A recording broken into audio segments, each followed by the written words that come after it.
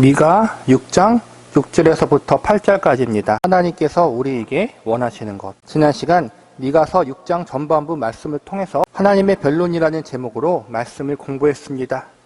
하나님이 이스라엘 백성들을 향하여 변론을 요청하신 이유는 결국 하나님의 한이 없는 은혜와 사랑을 입은 이스라엘 백성들이 하나님을 배신하고 하나님 앞에 죄를 짓는 모습이 하나님 보시기에 너무나도 안타까웠기 때문입니다. 내가 너희를 사랑했거든 너희는 나를 사랑하지 않는구나. 이렇게 하나님이 안타까워하시는 마음을 변론하다라는 말씀을 통해서 강력하게 전달하고 계셨던 것입니다. 우리도 이러한 하나님의 마음을 이해하고 알고 있어야 합니다. 왜냐하면 과거 이스라엘 백성들 때문에 안타까워하셨던 하나님은 동일하게 오늘날 저와 여러분 때문에 안타까워하실 수 있기 때문입니다. 하나님이 안타까워하시는 이유는 하나님 백성들을 향한 사랑이 그만큼 크기 때문입니다. 특별히 우리를 향한 하나님의 사랑은 독생자 예수 그리스도의 생명을 내어주시기까지 사랑하는 마음입니다. 자녀를 사랑하는 부모의 마음, 아내를 사랑하는 신실한 남편의 마음이 우리를 향한 하나님의 사랑의 마음입니다. 우리를 향한 이러한 하나님의 사랑에 우리는 바르게 응답해야 합니다. 그렇다면 어떻게 해야 우리가 하나님의 사랑에 바르게 응답하는 것일까요? 제일 먼저는 우리 역시 하나님을 사랑해야 합니다. 그리고 마음과 뜻을 다하여 하나님을 경외하고 섬기며 그분의 말씀을 따르는 삶을 살아야 합니다. 신명기 10장 2절과 3절의 말씀에 보면 이렇게 가르치고 있습니다. 이스라엘아, 내 하나님 여호와께서 내게 요구하시는 것이 무엇이냐? 곧 내 하나님 여호와를 경외하며 그의 모든 도를 행하고 그를 사랑하며 마음을 다하고 뜻을 다하여 내 하나님 여호와를 섬기고 내가 오늘 내 행복을 위하여 내게 명하는 여호와의 명령과 규례를 지킬 것이 아니냐.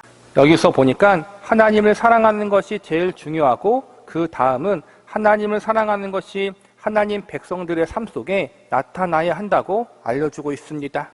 즉 마음과 뜻을 다하여 하나님을 경외하며 섬기며 하나님의 말씀을 행하는 것이 하나님 사랑하는 마음이 표출되어지고 적용되어져야 한다는 것입니다. 오늘 우리가 배울 미가서 6장 중반부의 말씀은 하나님의 사랑에 응답하는 삶이란 과연 어떤 것인지에 대해서 구체적으로 알려주는 가르침들이 나와 있습니다. 우리는 오늘 신명기 10장 2절과 3절의 말씀을 근거로 하여 오늘 미가서 6장 중반부 말씀을 적용해 보려고 합니다. 오늘 본문 말씀을 통해서 하나님의 사랑에 하나님 백성 역시 사랑으로 응답해야 하는데 그 사랑의 응답이 구체적으로 하나님 백성들의 삶 가운데 어떻게 표출되어지고 적용되어져야 하는지에 대해서 알아보도록 하겠습니다. 첫 번째로 하나님을 사랑하는 백성들은 하나님을 바르게 경외합니다. 경외한다는 말은 존경하는 마음으로 삼가 조심하다라는 의미를 담고 있습니다. 다른 말로 두렵고 떨리는 마음으로 하나님을 경배한다는 것으로 받아들일 수 있습니다. 본문 6절을 보시기 바랍니다. 내가 무엇을 가지고 여호와 앞에 나아가며 높으신 하나님께 경배할까? 내가 번제물로 1년 된 송아지를 가지고 그 앞에 나아갈까? 여기서 보니까 이스라엘 백성들이 하나님께 무엇을 가지고 어떻게 경배할지를 고민하는 장면이 나옵니다. 두렵고 떨리는 마음으로 하나님을 어떻게 경외하고 경배해야 할지를 고민하고 있는 것입니다. 이 고민과 함께 6절에서는 1년 된 송아지를 언급하며 이 송아지를 하나님 앞에 드릴까라고 이야기하고 있습니다. 이 말은 이스라엘 백성들이 나름대로 신경을 써서 하나님 앞에 제사의 제물을 바치려고 한다는 것을 보여주고 있는 것입니다. 6절 말씀만 보면 이스라엘 백성들이 하나님을 잘 믿는 것처럼 보입니다. 그런데 6절의 말씀은 긍정적인 의미가 아니라 매우 부정적인 의미를 가지고 있는 말씀입니다. 좀 더 쉽게 풀이해서 말하자면 이스라엘 백성들이 하나님 앞에 좋은 제사의 제물을 바치는 종교적 의식은 중요하게 여기지만 정작 그들의 삶 속에는 전혀 하나님이 없는 것처럼 인생을 살아가고 있는 것에 대해서 하나님이 지적하고 있는 것입니다. 본문 8절을 보시기 바랍니다. 사람아 주께서 선한 것이 무엇임을 내게 보이셨나니 여호와께서 내게 구하시는 것은 오직 정의를 행하며 인자를 사랑하며 겸손하게 내 하나님과 함께 행하는 것이 아니냐. 즉 송아지라는 좋은 예물을 드리는 것보다 더 중요한 것은 하나님의 백성답게 사는 것임을 알려주고 있는 것입니다. 정리하자면 종교의식만 열심히 하지 말고 그들의 삶을 돌아보며 하나님의 백성다운 삶, 거룩하고 순결하고 올바른 삶을 살라는 것입니다. 과거 이스라엘 백성들이 저질렀던 동일한 잘못을 오늘날 우리들 역시 반복해서 저지르고 있지는 않은가, 우리 스스로를 점검해 봐야 합니다. 교회에서는 봉사도 잘하고 헌금도 잘 내고 나름대로 거룩한 모습을 보이는 것 같습니다. 그런데 정작 교회 밖에서의 삶의 모습을 보면 전혀 거룩하지 못한 모습들이 하나님 보시기에 합당하지 않은 죄악된 모습들이 가득하지는 않습니까? 교회 안에서의 모습과 교회 밖에서의 삶의 모습이 너무나도 다르다는 것이 오늘날 믿는 성도들의 가장 큰 문제 중 하나입니다. 교회에서는 그렇게 신실하게 보였던 사람들이 교회 밖에서는 하나님이 없는 것처럼 인생을 살아가는 것을 우리는 자주 목격합니다. 오늘날 이러한 문제들이 한국 교회 안에 그리고 우리들의 삶 가운데 존재하고 있지는 않습니까? 하나님은 종교적 열심에만 몰두하며 정작 삶의 자리에서는 하나님의 백성답게 살지 못했던 과거의 이스라엘 백성들을 향해 그리고 오늘날 우리들을 향해 하나님이 원하시는 것은 그들의 삶 가운데 하나님이 기뻐하시는 선들이 행해지는 것이라고 말씀하고 계십니다. 정의와 인자가 행해지는 삶, 사랑과 겸손이 삶 가운데 시행되어지는 그러한 삶을 사는 것을 원하신다고 말씀하고 계십니다. 종교적 열심이 필요 없다는 것이 아니라 종교적 열심이 믿음과 신앙의 핵심이요 가장 중요한 것이라고 여기지 말라는 것입니다. 우리의 신앙과 믿음을 종교적인 영역에만 머물러 있게 하지 말라는 것입니다. 쉽게 이야기하면 교회 안에서만 믿음대로 사는 것이 아니라 교회 밖에서도 믿음대로 인생을 살라는 것입니다. 왜냐하면 하나님은 교회 안에만 계시는 분이 아니라 교회 밖에서도 계신 분이기 때문입니다. 하나님은 우리가 생각하는 종교 영역에만 찬양받기에 합당한 분이 아니라 이 세상의 모든 영역 가운데 찬양받기에 합당하신 분이십니다. 왜냐하면 세상의 주인이 하나님이시고 온 세상을 통치하시고 다스리시는 분 역시 하나님이시기 때문입니다. 하나님은 하나님의 백성들이 그분이 통치하고 다스리시는 온 세상 속에서 하나님 보시기에 합당한 믿음의 백성으로 살아가기를 원하고 계십니다. 그러므로 우리는 종교적인 영역에서만 아니라 우리들의 삶의 모든 영역 가운데 하나님을 의식하고 믿음으로 인생을 살아야 합니다. 그래서 8절 마지막에 보면 하나님과 함께 행하는 것이 아니냐라고 말씀하고 있습니다. 하나님과 함께라는 말씀은 하나님 앞에서라는 말과 같습니다. 종교 개혁자들이 외쳤던 중요한 가르침 중 하나는 바로 언제 어디서나 하나님 앞에서 인생을 살아가야 한다는 것입니다. 우리들의 모든 삶이 하나님 앞에 있습니다. 우리는 우리에게 주어진 매 순간순간마다 하나님을 의식하며 내 인생이 하나님 앞에 있다는 사실을 깨달으며 하나님의 백성답게 거룩히 구별된 믿음의 인생을 살아야 합니다. 언제 어디서나 하나님을 의식하면서 하나님 앞에 인생을 살아갈 수 있는 저와 여러분이 되시기를 바랍니다. 두 번째로 하나님을 사랑하는 백성들은 하나님을 바르게 섬겨야 합니다. 섬긴다는 말은 윗사람을 잘 모시어 받들다라는 의미를 담고 있습니다.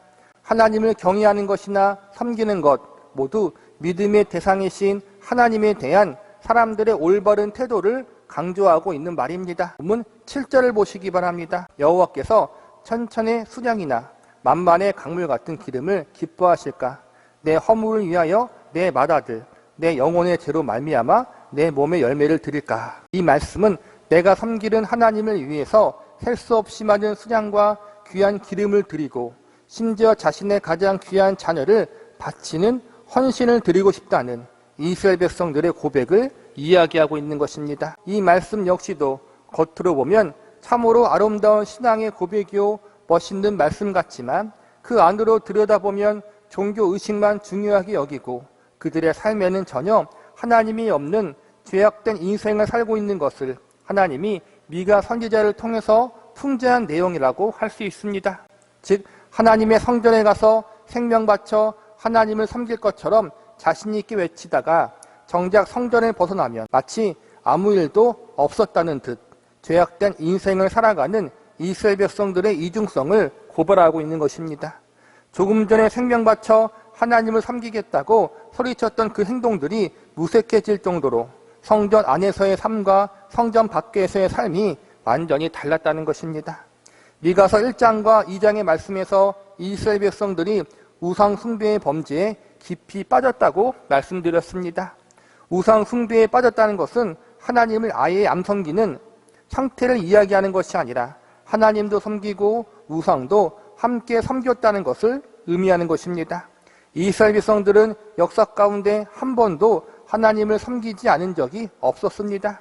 이스라엘 백성들은 항상 언제나 하나님을 섬겼습니다. 문제는 하나님을 섬기고 바알도 아세라도 동시에 섬겼다는 것입니다. 하나님과 우상을 함께 섬기다 보니 발생하는 문제 중 하나는 하나님을 섬기되 우상을 섬기는 방법과 동일하게 섬길 때가 많았다는 것입니다. 즉 거짓 우상을 섬기듯이 하나님을 섬겼던 것입니다. 7절에 보면 하나님을 섬길 때 자신의 맏아들 내 몸의 열매를 드릴까라고 나와 있는데 이는 자신의 자녀를 하나님께 제물로 바쳐서 드릴 수 있다는 아주 악하고 나쁜 고백입니다. 하나님은 율법에서 인신제사, 즉 사람을 죽여 제사를 지내는 것을 금지시켰습니다. 그런데 지금 이스라엘 백성들은 자신들의 헌신과 열정을 증명해 보이기 위해서 하나님 앞에 자신의 자녀들도 바칠 수 있다고 고백하는 일들이 종종 있었습니다. 그리고 실제로 자식을 우상의 제물로 바치는 일들도 행했습니다. 자녀들을 죽여서 제물로 바치는 행동은 다른 신을 섬기는 우상 숭배자들이 행하는 행동들이었습니다. 그러니까 지금 이스라엘 백성들은 하나님을 섬긴다고 하면서도 잘못된 방법으로 섬기고 있었던 것입니다. 하나님을 섬길 때 우리는 바르게 섬겨야 합니다. 하나님을 경외하는 것도 동일합니다. 하나님이 정작 중요하게 여기시는 것이 무엇인지를 전혀 고민하지 않고 자신의 감정과 기분대로 하나님을 섬기고 경외하는 것은 분명히 잘못된 일입니다. 하나님이 기뻐하시는 것이 무엇일까? 이것을 고민하고 생각하는 것은 좋은 일입니다. 그러나 그 고민과 생각이 잘못된 방향 설정을 하고 있다면 하나님이 보실 때 가장 끔찍하고 가장 가증스러운 일이 될 수 있다는 사실을 항상 염두에 두셔야 합니다. 올바른 방향 설정을 위해서 우리는 하나님 말씀을 바르게 알아야 합니다. 하나님은 우리의 마음을 보시는 분이십니다. 그러나 우리의 그 마음이 바른 방향 설정을 하지 않고 있다면 우리의 좋은 마음이요 동기라고 해도 그 결과는 잘못될 수도 있습니다. 아무리 좋은 동기와 순수한 열정으로 시작한 일이라도 하나님의 말씀에서 벗어난 것이라면 하나님이 전혀 받지 않으실 뿐만 아니라 죄악된 일이 될 수 있다는 사실을 알고 있어야 합니다. 그러므로 우리는 하나님을 경외하고 섬기되 하나님 말씀대로 하나님을 바르게 경외하고 섬길 수 있는 성도들이 되어야 합니다. 하나님을 섬기되 하나님의 뜻과 말씀대로 바르게 섬길 수 있는 저와 여러분이 되시기를 바랍니다. 마지막으로 하나님을 사랑하는 백성들은 하나님의 말씀을 바르게 순종해야 합니다. 오늘 말씀의 6절과 7절만 보면 이스라엘 백성들이 정말로 잘하고 있는 것처럼 보입니다. 우리는 성경 말씀을 볼 때 늘 문맥 전체를 다 함께 보아야지 성경의 한 부분만 보게 되면 하나님은 인간의 열심과 헌신을 기뻐 받으시는구나. 오늘부터 집 팔고 땅 팔고 자식까지 다 주를 위해 바쳐야겠다. 이렇게 왜곡하거나 오해할 수 있습니다. 성경이 성령의 감동에 의해서 기록되고 모든 말씀이 하나님의 말씀이지만 인간의 연약함과 약함으로 잘못되게 해석되어 줄 수 있고 적용되어 줄 수도 있습니다. 그래서 우리는 조심하고 조심하되 단어와 구절만 보지 말고 문맥 전체를 늘 염두에 두고 보아야 한다는 사실을 기억하시기 바랍니다. 그리고 더불어 성경을 바르게 해석하고 삶 가운데 적용했던 검증된 신앙의 선배들이 남긴 믿음의 유산들을 잘 활용할 수도 있어야 합니다. 다시 본문으로 돌아와서 6절과 7절에 보면 하나님을 향한 헌신과 열심의 마음이 나옵니다. 하나님 백성들의 헌신과 열심은 소중한 것들입니다. 그러나 그 열심과 헌신은 반드시 바른 방향성을 가지고 있어야 합니다. 그리고 그 방향성은 하나님 말씀으로부터 시작되어집니다. 본문 8절을 다시 보시기 바랍니다. 사람아, 주께서 선한 것이 무엇임을 내게 보이셨나니 여호와께서 내게 구하시는 것은 오직 정의를 행하며 인자를 사랑하며 겸손하게 내 하나님과 함께 행하는 것이 아니냐.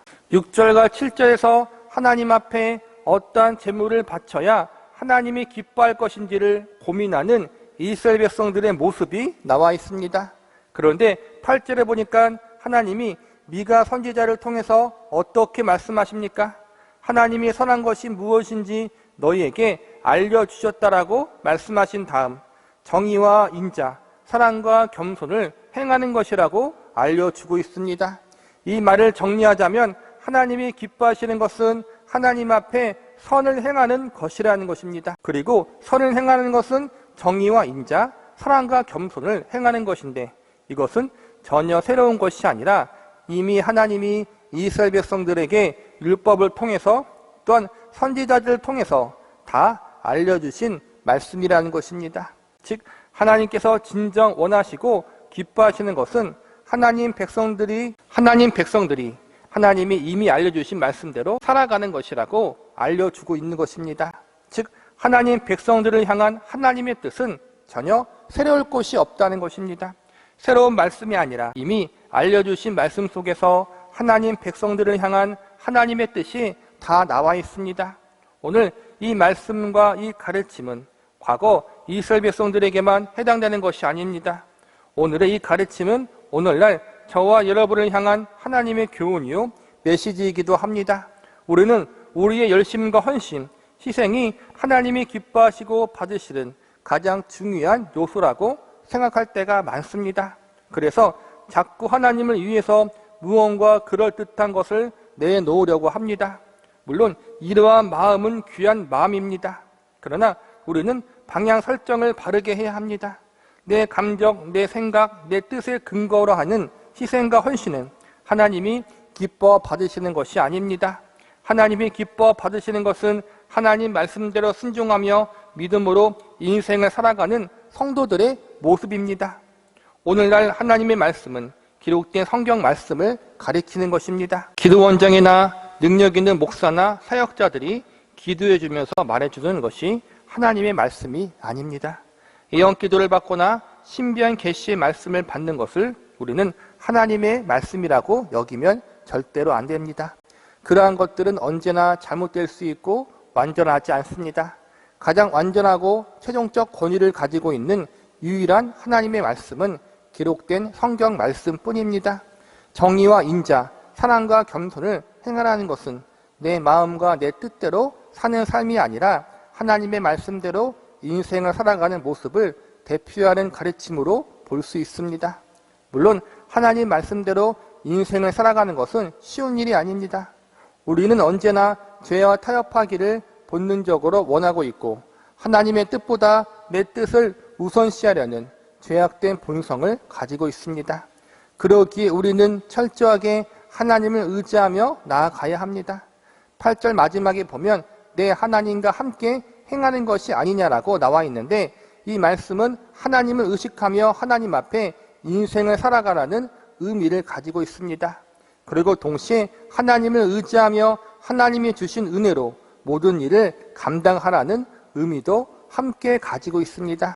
즉 하나님의 말씀대로 순종하며 살아가야 할 힘과 능력이 우리에게 없으니 하나님께서 은혜로 역사하시고 이끌어 달라고 늘 간구해야 한다는 것입니다. 우리는 우리의 힘과 능력대로 하나님의 기준에 합당한 삶, 하나님 말씀에 온전히 순종하는 삶을 살아갈 수 없는 죄인들입니다. 그러므로 우리는 늘 하나님의 은혜를 구하는 삶, 하나님의 도우심을 구하는 겸손한 삶을 살아가야 합니다. 말씀을 정리하겠습니다. 오늘은 하나님의 사랑에 대한 하나님 백성들이 어떻게 응답해야 하는지에 대해서 배웠습니다.